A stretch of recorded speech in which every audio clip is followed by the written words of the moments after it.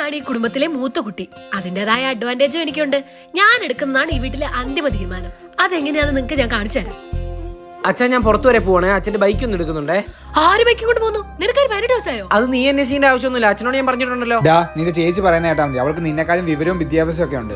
അച്ഛനെപ്പോഴും ഇവള് പറയുന്നത് കേട്ടാ മതി. എടി നിനക്ക് ലൈസൻസ് ഉണ്ടായിട്ട് വണ്ടി ഓടിക്കാനെങ്കിലും അറിയോ? ഞാൻ പോകുന്നില്ല. അച്ഛാ, ഞാനൊരു കാര്യം പറയാൻ വേണ്ടി ഇരിക്കുവായിരുന്നു. നമ്മുടെ വീട്ടിൽ എല്ലാരും വെള്ളം കൂടി കുറവാ. വെള്ളം കുടിച്ചില്ലെങ്കിൽ എന്നാക്ക അസുഖങ്ങളാണെന്നറിയാവോ? ഒരാൾ ഒരു ദിവസം ഒരു 3 ലിറ്റർ വെള്ളമെങ്കിലും കുടിക്കണം.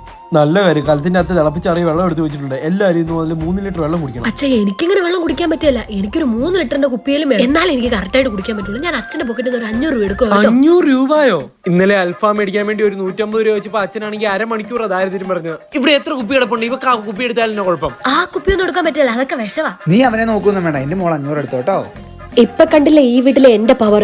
അച്ഛനും അനിയനും ഒക്കെ ഞാൻ പറയുന്നതേ കേൾക്കുള്ളൂ. നിങ്ങൾക്കും ഇങ്ങനെ അറിയാവുന്ന ഒരു ചേച്ചി ഉണ്ടെങ്കിൽ അങ്ങ് മെൻഷൻ ചെയ്യേ.